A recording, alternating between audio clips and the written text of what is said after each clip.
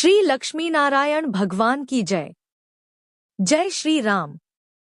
विजया एकादशी का व्रत एकादशियों की तरह बहुत ही कल्याणकारी माना गया है। मान्यता है कि जो व्यक्ति विजया एकादशी का व्रत करता है उसे इस लोक में विजय प्राप्त होती है और उनका परलोक भी अक्षय बना रहता है। आइए जानते हैं विजया एकादशी की पावन व्रत कथा।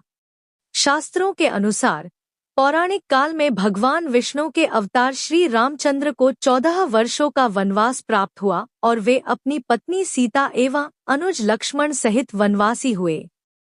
उसी दौरान भगवान राम और लक्ष्मण जी की अनुपस्थिति में अधर्मी रावण ने माता सीता का अपहरण कर लिया। जब माता सीता को खोजते हुए श्री राम जी सागर तट पर पहुंचे तो उन्हें वहां जटायु नामक एक पक्षी मिला। जटायु ने श्री राम जी को बताया कि सीता माता को लंका नगरी का राजा रावण बलपूर्वक अपहरण करके ले गया है।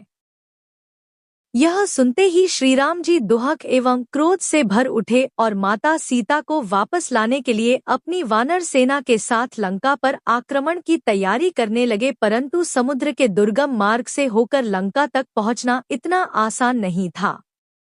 अतः श्री राम लंका तक जाने का उपाय खोजने लगे। तब उन्होंने लक्ष्मण जी से पूछा कि हे अनुज, इस महासागर को पार करने का कोई उपाय यदि तुम्हारे पास हो तो बताओ। तब श्री रामचंद्र जी की बात सुनकर लक्ष्मण बोले कि हे भैया, आप स्वयं अंतर्यामी है और कोई भी तथ्य आपसे छिपा नहीं है।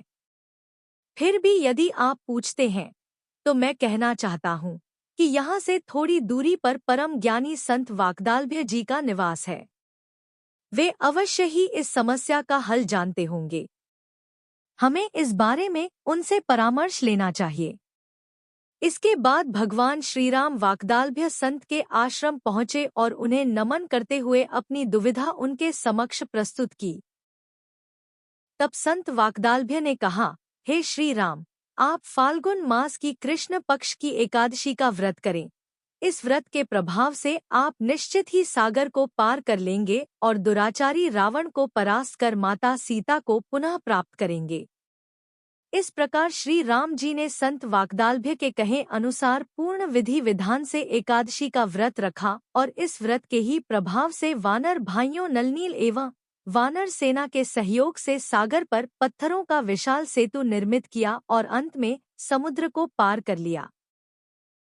इसके बाद युद्ध क्षेत्र में श्री राम और रावण के मध्य भीषण युद्ध हुआ, जिसमें भगवान राम के हाथों रावण का वध हुआ और श्री राम का माता सीता से पुनर्मिलन हुआ। इस प्रकार विजया एकादशी व्रत के महाफल से ही भगवान राम की रावण पर विजय हुई, अर्थात अधर्म पर धर्म की महाविजय हुई। उस समय से ही श्रद्धालु विजया एकादशी के व्रत को अत्यंत समर्पण एवं भक्तिभाव के साथ रखते हैं। साथ ही विजया एकादशी की विजय कथा सुनकर अपने व्रत को सफल बनाते हैं। श्री लक्ष्मी नारायण भगवान की जय। जय श्री राम।